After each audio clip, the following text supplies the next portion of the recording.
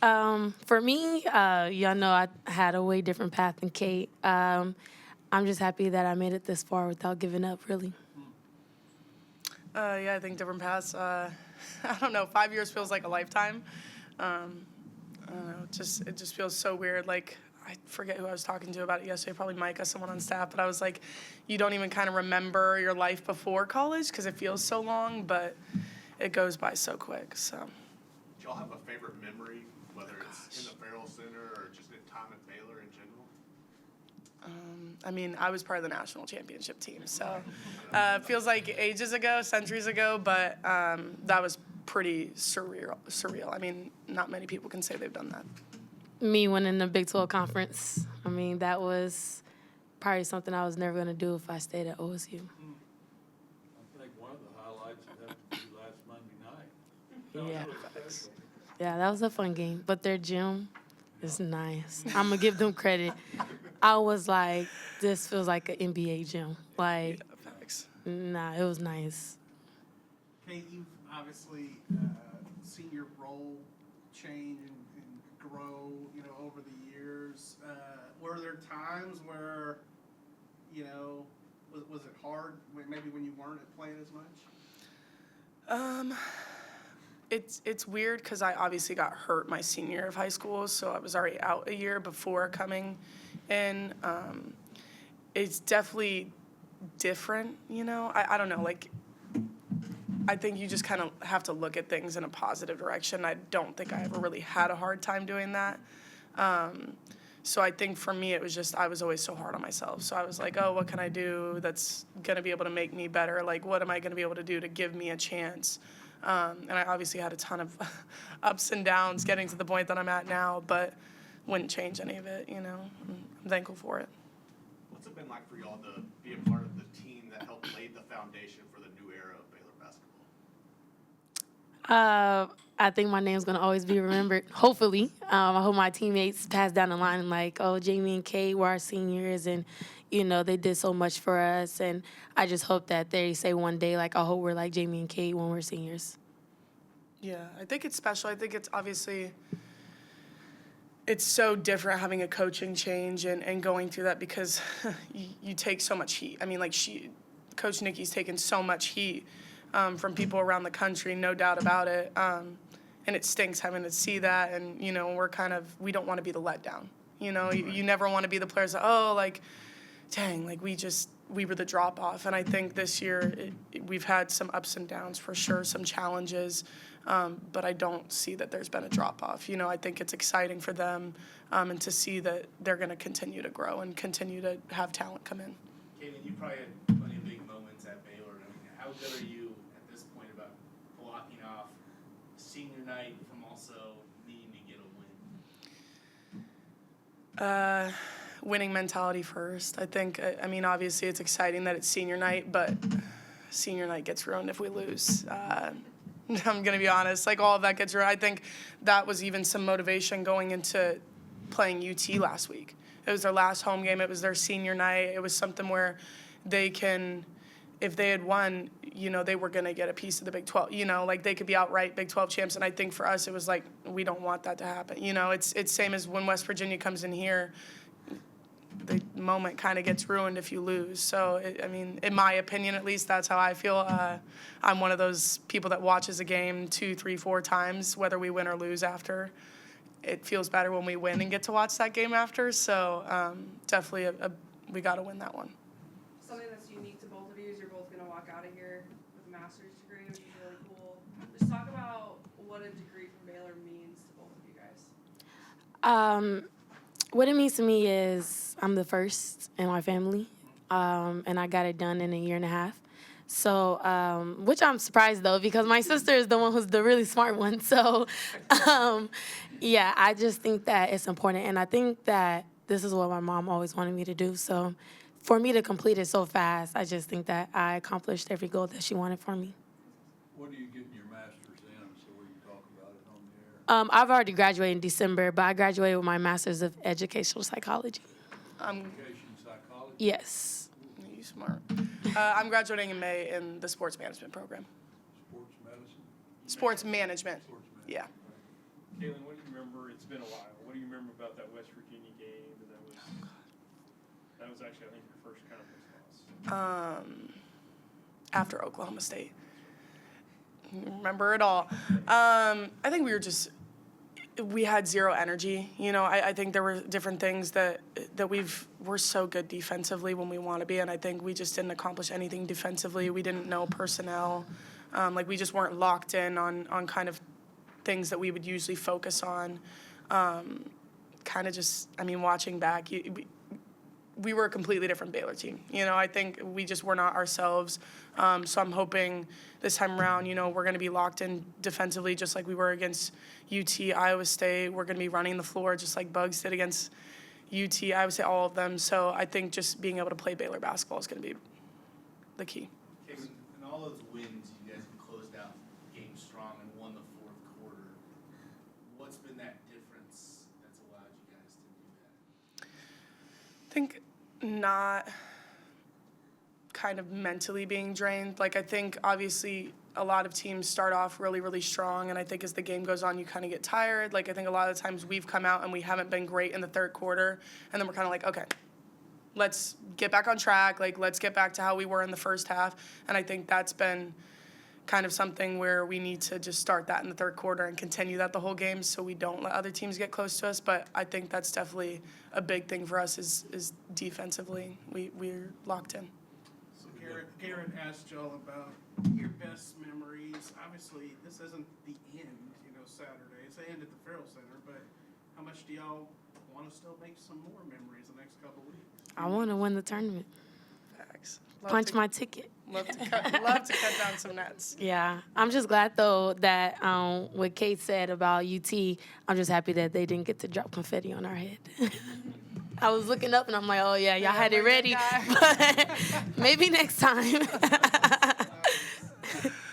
of you comment a little bit about what this extra rest this week has meant? You're off from Monday to Saturday. Did you take Tuesday, Wednesday off? Or tell us a little bit about, because that's a different kind of week. Thank God. Yeah, but I mean, so did you take Tuesday and Wednesday off? Sort of, kind of, but not really. Yeah, I mean, not long prior. Yeah. Yeah, it was more so, obviously you get the day off. We have 4 or 5 days before another game, and then Wednesday you obviously come in and you do what you need to do. It's not like we're just completely blocking out basketball, but coming in, doing treatment, doing what you need to do, whether it be recovery or getting workouts in, or, you know, working with strength coach or a trainer. So do you both feel more rested than usual going into a game? Yes, I'm too old for all this. Too old for I was saying that yesterday in practice. I said I'm too old for I this. can't wait till we start playing back to back. That means no more extra work. I guess for both of you guys, obviously, with this being the last game of Farrell, you guys are in practice. Do you kind of look around and go, let's kind of take it all in a little bit more, or is it such a fast season that you don't really have time? I don't know. talked to you about this the other day. I was talking to her about it. I think it was Wednesday when we came in, and we weren't really sure kind of what the plan was, whether we were going to be full practice or whether we were just going to do film and then kind of split up, do kind of a smaller workout kind of day. And I was kind of just looking at her and I was like, I don't know, I just want to be here. I was like, because for me, I don't get this back, you know, I think we both are going to be moving on from here. It's not like we have any more eligibility that we can exhaust. And I told her, I was like, I just kind of want to be around, around here, because, I'm not going to get it back. I'm not going to be able to do it again. So for sure, you definitely focus about it. It's kind of been on mine the past couple weeks for sure. Kate is a lot more emotional than me. So I literally take my days day by day. I don't look to Saturday. What's today? Friday. Exactly, Friday. I take things day by day. Maybe tomorrow if you ask me again. Well, that was going to lead me to my next question. You may have just answered it. So who cries first tomorrow? Oof, me. You saw me last week when J-Mo was trying to ask me a question. I was like, no, J-Mo. Yeah, I'm not a crier. I don't think any of I'm you a guys crier. ever see me cry a day in your life. So I don't know. For sure a crier. Maybe. They're going to lock in you tomorrow. Yeah, lock in on me because you might not see no tears. If there are any recruits or if there are any players in the portal that are considering Baylor, what advice would y'all give them as to why Baylor and why Coach Nicki? That's a good question. Why Baylor? I would say that it looks good on your resume, 1, for school. 2, everyone here loves you. 3, your teammates and your coaching staff loves you. 4, for me personally, you get away from everyone. It's not as small as Stillwater, of course, but it's still small and it's still quiet. And if you are like a small town girl, I think this is the fit. But if you're like big city, then I don't know. I was kind of both being in Tulsa. Like, it's kind of big, but it's small at the same time. So I think I got the best of both worlds when it comes to being quiet. Yeah, I think for sure, like, obviously school aspect, it's Baylor. As she said, school-wise, it's great. Town-wise, I mean, after practice yesterday, I literally go to pick up food, and I have 4 or 5 people. Like, good luck this weekend. Hey, great job at UT. Like, I don't think you get that a lot of places, which I really love, and it's so genuine. Like, I love that kind of support system, whether it's in Baylor and outside Baylor. And then basketball-wise, I mean, they're great. If y'all have heard at least one of my interviews ever, like, you know, I praise them to the highest. I mean, they were capable of, like, letting me love basketball again and, like, giving me that confidence. Because when they first got here, I was like, man, I suck. Like, I can't do this, can't do that. Like, I'm just not that player. You know, you're always like that, especially because my role was so different. And now, like, I'm not like that anymore. You know, like, when they tell me they want to do things or that they want me to do this, I'm like, yeah. Like, I want to be challenged like that. Like, I want to do that for them. And they've given me the confidence to do it. So definitely I think when you go to schools, everyone has their reasons to go, you know, whether it's like they're all basketball, all academics, like, and that's great for them. But it's just, in my opinion, I've always wanted a little bit of everything. So this was like perfect fit. How much do you like kind of, for you specifically, came and sit there and think like, okay, I got lucky with who I got as a coach? Because when you have a coaching change, you never know who's going to come in and what they're going to prefer, and you're kind of one of the leftovers of that team. Yeah, for sure. To be honest, like, I was ready to transfer before I even knew that she was getting hired, and then got hired. She came and met with us, had one conversation with her, and I was like, okay, I'm good. Like, we're good. We can go from here. I'm staying. Like, everything's set. Extremely big relief, especially considering I was going into grad school. I'd been here for 3 years already. Like, you don't really know what you're going to do. So it was definitely very lucky for me. You don't have to say exactly what it was, but general gist of the conversation that sold you so much in one convo. I think she's just real. You know, I think her coming from the league as well, basketball is some schools play so differently compared to the league, and that's why some programs are more successful than others, like player going to league-wise, things like that, and their success in the league. I mean, you see it now with Liz, the way Liz plays. Like, Nicki's system was so perfect for Liz, and, like, that's translated over to her being able to play so well. But I think just the aspect of how she spoke. You know, like, when you speak to someone, have you ever just spoken to someone, you're like, yeah, like, I don't know. Like, I don't know that feeling if you guys have ever had it where you're like, yeah, this is the most genuine person I've heard. Like, you just believe everything that they're saying, and you know it's, like, honest, and you know it's true. Like, that was just a feeling I got. Like, I was like, yeah, like, I can play for this woman. Like, and then as soon as she hired her staff on, like, and we get into individual workouts, like, just that confidence that they give you, like, oh, I can't really do that. No, you can do it. Like, and I'm like, okay, I can do it. And then, like, eventually you see yourself start to do the things that you never would have thought you would have done. I get that opposite feeling when I talk to Jim. I was just fixing I to knew say you that. were I get trouble. that feeling when I talk I to knew you were Bryce. trouble. He's so genuine. Anything else? I've got a question, and this is not meant as a downer question at all. I'm just curious. I already know what it It's is. absolutely unbelievable what y'all have done on the road, winning 4 top 25 games on the road. You're 6-3 in conference on the road, yet you're 4-4 at home in conference. Can you, what could, you know, Coach Nicki says she thinks you're more focused on the road and all that.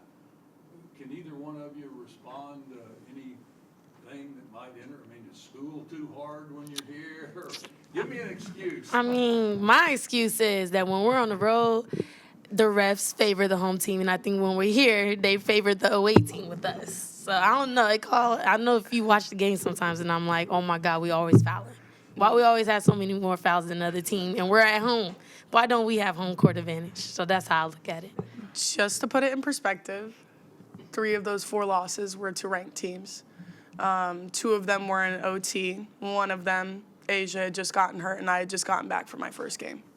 The other was Oklahoma State, and we probably played our worst basketball. Never to make excuses, but in perspective, 3 out of the 4, you know, you kind of look at it like that. We didn't play any of our best games in any of them, but at least we knew some of them, you know, could have gone either way. You know, OU, we could have gotten a couple more stops. We would have never gotten to overtime. Iowa State, we could have not fallen asleep on a couple of their threes and been there on the catch and, you know, things like that. We wouldn't have gone into double OT. Just, you know, just things I look back whenever I watch those games, that one play could have made the difference for us, so. Thanks, ladies. Good. Thank you all very much. Good luck tomorrow. You know, I think one of the things that Caitlin told me when she said she wanted to come back this year was that I'd made her love basketball again. And, like, those are the kind of statements that impact you in a way that wins and losses don't.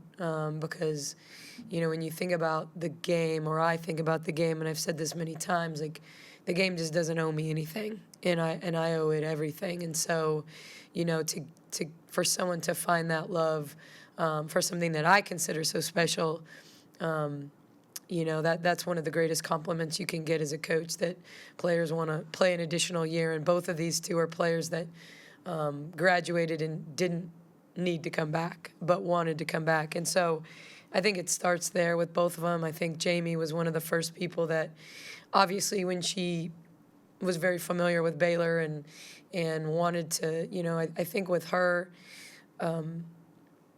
you know, and I've said this, like, she didn't take a step back, but I think in terms of roles and expectations personally, when she came here last year, you know, at times she was the 5th option on the floor. A really good 5th option, but, you know, it was about playing for a championship and being part of a championship program, and for that to happen for her and J. Lou last year was really, really special. You know, Caitlin has just had this evolution of being someone who was all about Baylor and always a great team player to someone who truly impacts whether we win or lose. And, you know, that can't be understated. I think she was that way last year, but I think she's moved from someone who we viewed as valuable to someone that teams attack early and often in games because they know that we're just not as good if she's not on the floor. And so, you know, I genuinely hope that she gets the honors that I think she deserves for this season. But I don't get to vote for my own players. But I think what she's put together, a 50, 40, 80, her plus minus, her value to us at the defensive end, you know, I think teams game plan for her now. And I don't think that was the case in the past. And so I think her numbers dictate it. I think her importance dictates it, you know, and you know, it's not like she's a good player on a team that's finishing last. I mean, she's a good player that's a team that's beaten the top 2 teams, that's competed with everyone, and who has a chance to finish in 3rd, which, you know, I know is not the expectation here, but certainly I think the kind of year that we've had, our goal is to win one more game, and if we do, we finish no worse than a tie for 3rd, and I think that says a lot about this group, considering the adversity that we've faced. What has Collen meant to Baylor just as a whole? Obviously, going from someone who wasn't a big part of the team to, she talked about she was going to transfer before she even knew that you were getting hired, to now being kind of one of the backbones of the team. You know, I just, she is what you want from a student athlete, someone who values a Baylor degree, someone who articulates what it means to be a student athlete at Baylor, who embodies name on the front of her jersey over name on the back. You know, my guess is, and I don't know this, but probably for 3 years, never complained about her role. Maybe wasn't happy with her role, but never complained.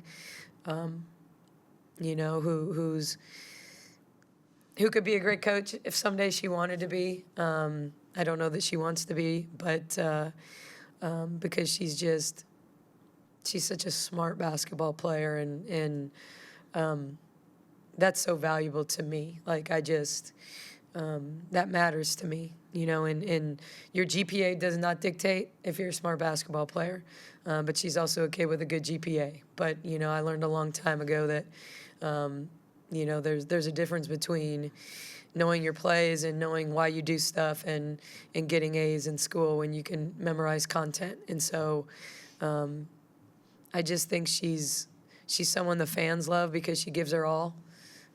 She's banged up, beat up. She's always there. So, we're gonna miss her a lot. Is Jaden's plan to come back? Yeah, I think it is. I think that's a question for her. I think that is her plan. She's started her master's program but won't have finished it. But I think players always reevaluate, when they kind of finish out a season. But the fact that she's choosing not to go through senior day, to me, I don't get into a lot of those conversations when the conversations are about how do we win our next game and how are we at our best in the conference tournament and get ready for the NCAA tournament. To me, those are postseason conversations that you're having. But I anticipate she'll be back, but I certainly don't know that. I don't think you ever know that. Like, there's just rarely a crystal ball, and so yeah, I assume she'll be back, but I don't. Earlier this week, Coach Drew referred to you as a great ambassador for Baylor and Waco, and somebody who's going to win a lot of games here. What does that mean to have that mutual respect with the peer? Look, I'm a middle child. I don't know that all middle children are this way, but I feel like the person that I've always been is non-confrontational and likes everyone to get along. I know I thrive in environments where I feel supported, and there's mutual respect, and it doesn't mean that I can be as confrontational as I need to be on the court with my players or an official or whatever, but it's not how I'm wired. I'm not wired to want to fight. Everybody saw that with the Texas men's situation. It was about like herding cats to the practice gym so that nothing crazy happened. But that's just how I'm wired. So I've had a ton of respect for Scott and their family. Like, people don't know this, but Bill Fenley was one of the first people that recruited me. Dana, his older sister, played for Bill, and she's one of the first people I watched back when he played 2-3 zone, and she was like the max steals leader playing the top of the 2-3 zone. I know that makes me old, but like I played at Purdue. Homer was coaching at Valpo, so everybody has emulated and called the game-winning shot that Bryce hit, the Valpo, over the years, and used it in some capacity or another. And so there's just always been a respect for him. I certainly did not know him personally, but I think that the great part about both of us is we want to succeed, but we want to treat people the right way. We believe in elevating one another, only elevates everybody instead of, I don't root for them to lose, so we look better if I lose. I don't want him to lose so that people are equally mad at us in the community. Like, I just think that when the football program is good and when tennis is good and when everyone's good, there's just this environment of excellence. And that's what we want to surround our student athletes with. And then we want to model what it means to work with people and work with people well. So I feel blessed to work alongside someone that is supportive, that's going to text me after a win and vice versa. When they had lost 3 in a row to start conference play, we ordered their staff lunch. And, he said he'd never been so touched by something because no one had ever done anything like that before. But if you're not in these trenches, you don't know how that feels. And it's sometimes hard to put one foot in front of the other when, you're in those moments. And so he just said that meant a lot. And so then when we lost a couple in a row, they bought us lunch. So, it's just that idea of we get how the other person feels and want to support that. What was your dad talking about driveways Oh man, my dad takes too much credit for everything. I mean, my dad was basically my youth coach in everything. You know, and where most kids get out, you know, I always say, like, my dad was amazing. He worked long hours, he worked Saturdays. But when he got home, the first thing he did was take his tie and jacket off, grab his ball glove, grab the football, whatever it was when he got home. That was like, if it was football season, I was running fly routes and button hooks and had to catch it before it got to the edge. You know, in the spring, it was baseball. We had an open lot next to our house, and you know, he didn't just hit me fly balls. I had to start with my back to him and start running, and then he'd yell at me to turn over my right shoulder, and so like everything was a drill to him. Like everything was like nothing was just, and we did just play catch, you know. But ultimately, like he wanted to turn everything into like footwork, and so I started playing basketball. I think I played in the 3rd grade in a girls' league in Indiana, and you know, at your local school where the floor is tile, and I remember being terrible, because at that point I was really into tennis and little league and other stuff, and but when we moved to Wisconsin, and I was the devastated kid that loved everywhere I was at, and when we'd move, I would think it was the end of the world, but when we moved to Wisconsin. There was no local tennis program, there was no club program, there was no high school program, but I had a really big driveway and a hoop in my driveway. And so once again, you can never just go out and shoot. It was always, you have to go out and dribble for 30 minutes, and you've got to, you know, so from a really young age, like he kind of taught me how to train, like from a work ethic perspective. You know, it's okay if you're out there for 4 hours, but make sure 30 of them, you know, you're working on things you need to work on. And, you know, my dad was, when I would get done with high school practice before I could drive, he'd pick me up at high school practice and take me to the local university. And, like, I know there's a lot of dads from my generation that are like this, but the man never took a shot. Like, he just would rebound hour after hour after hour. And it's like, I really don't feel like if any of my 3 kids would have gotten into basketball, that I wouldn't have at least had to take, you know, 3 shots for every 100 that they took. But yeah, so my dad likes to take credit, and he probably should. I mean, we always talked about in our house, I just grew up in a household where excellence was expected. There was nothing else. If you're gonna do something, you know, like, we didn't bring bees home in my house. All 3 of us were valedictorian. Like, you didn't do it. And I don't know if we feared it, but it was like that idea of if you're capable of it. And he'd always say, if a B's the best you can do, then a B's okay. But man, if you brought one home even on a test, and it was real hard to answer, that's the best I can do.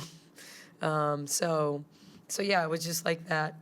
And I played boys sports all the way through, maybe 7th grade basketball. I was still going to Bo Ryan basketball camps and playing with the boys all the way through like 7th grade.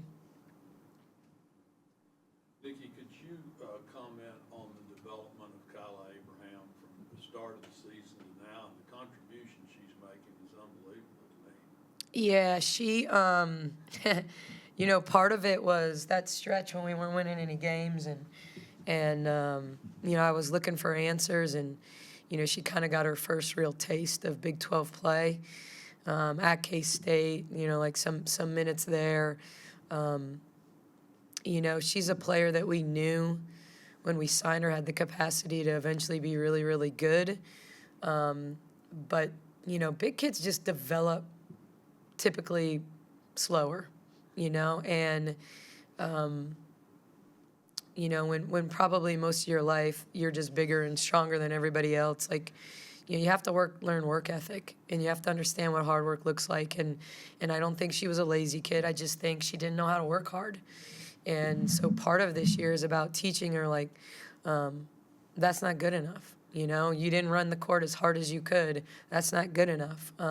We're not asking you to do a lot of things. We're asking you to screen, run, and rebound. You know, and if you'll do those 3 things, like, you can really impact us. And you know, so I think, She missed a couple of weeks in January, and I think when she came back, she had like a renewed sense of purpose, and I think her practices got better. And then, out of need, I thought, the first time the light bulb went off was against Oklahoma State, at Oklahoma State. We were obviously awful, but her 3 minutes at the end of the second quarter were kind of the highlight up there. But did I think she'd come into the game and get us 3 baskets against Texas? No. But what I've seen is that she's more dialed in. She's more focused in practice. She's getting it a little better. She still wants to dribble every time she catches it into the post, and every single time I'm going to tell her, when you do that, you go from 6'4" to 5'4". But, she's a kid that's got good hands. She's an easy target to pass to, quite frankly. She tends to catch the ball.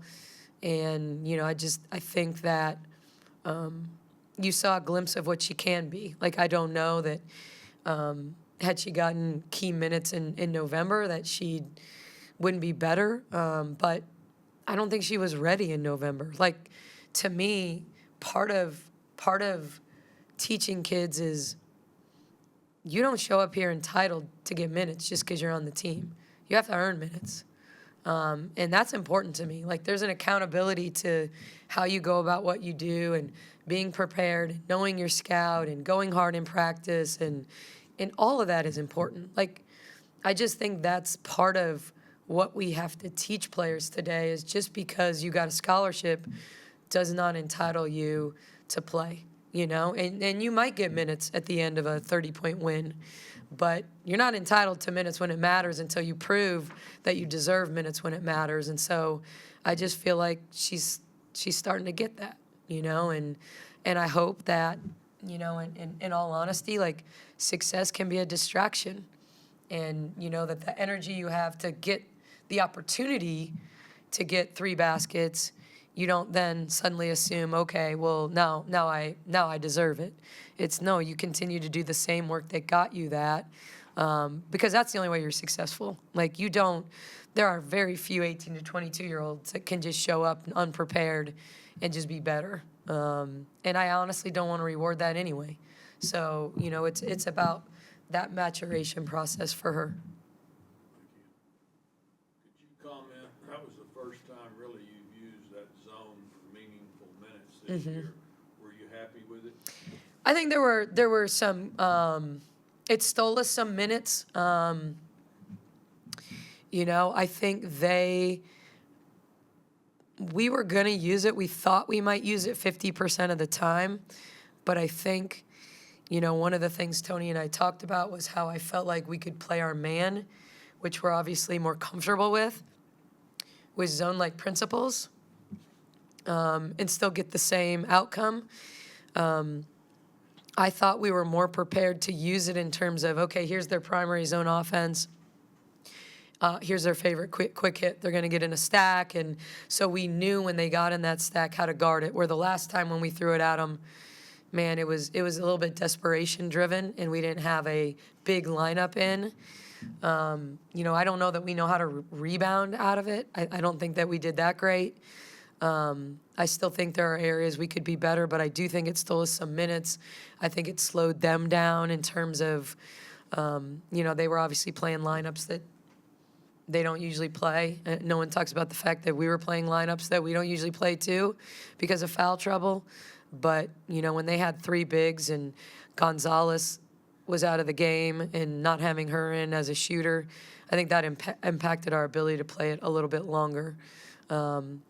And doesn't mean we won't use it again, We always thought we would use it a little bit more, but we also thought we'd be playing the big lineup a little bit more. I don't think it's a great thing for us when we have the 3 small guards, because I just don't think we wouldn't be easy to take advantage of with Jaden as our small forward on the backside, diagonal against the 2-3.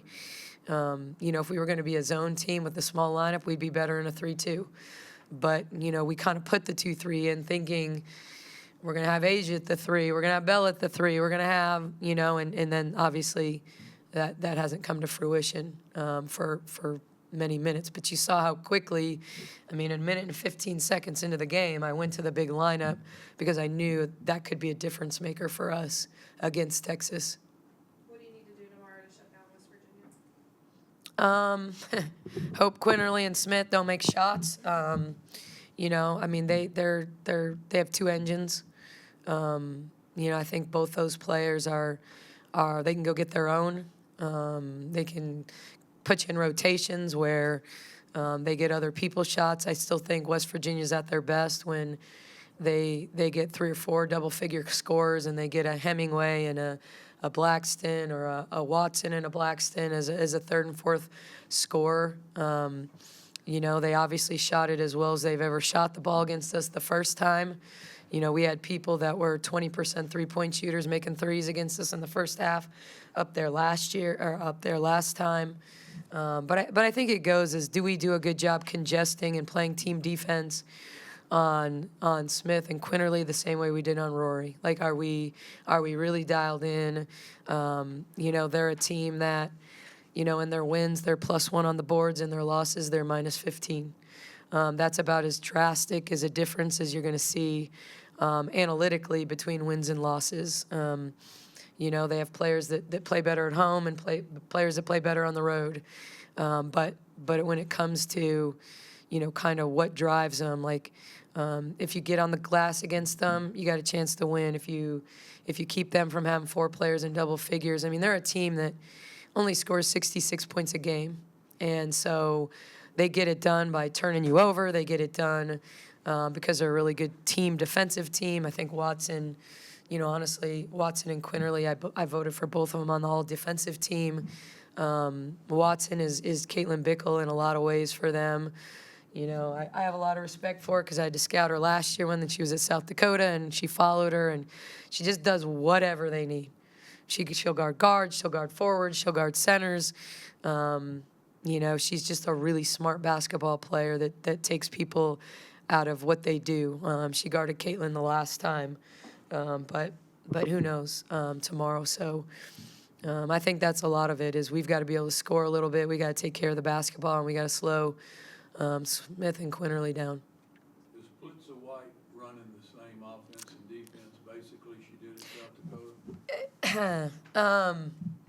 It's a better question for her. I would say she has motion in. They have their motion in. It looks very different. You know, it looks very different. When they had Schwerven, and I know I'm pronouncing her name really poorly probably, but, you know, they had someone they could really, really pound it to on the low block efficiently. You know, Chloe Lamb, and they had 5th and 6th year seniors. They'd get in their emotion and they'd read a lot in it, and they'd stay in it. They may start in motion, but pretty quickly one of those guards is going to come off an action, a stagger, a single, a flare, whatever, and then there's going to be a ball screen. So to me, it's about ball screen defense against them. It's about being better than we were the last time at ball screen D. Do they have the motion in? Do they have some of the same quick hits? They've changed a couple names on them. But, yeah, they have some of the same system in, but she has very different players. Defensively, I think she's much more aggressive because of Quinterly. I mean, they're still just as good defensively, but last year was about gaps and congestion and making you beat them from the outside. And, you know, they're number 1 in our league in three-point field goal percentage D right now. Like, they turn people over. They lead the league in steals. You know, and some of that's Quinterly and her aggressiveness. Like, she didn't have athletes at South Dakota like she has at West Virginia. So I would say at its core there's a lot there, but good coaches like Dawn are going to take, like, what they've got and tweak it to kind of personnel. And so I think that's what she's done so effectively with this team. Like, I think she's done a really good job getting a lot out of a team that, you know, maybe people didn't expect to be this competitive, you know, to have some of the wins that they have. And a lot of that stems from her. She's just a really, really good coach. You know, they were one of our rivals when she was at Northern Kentucky, and I coached at Florida Gulf Coast before Northern went to the Horizon. So she's just a great coach. Thanks, Nicki. Welcome.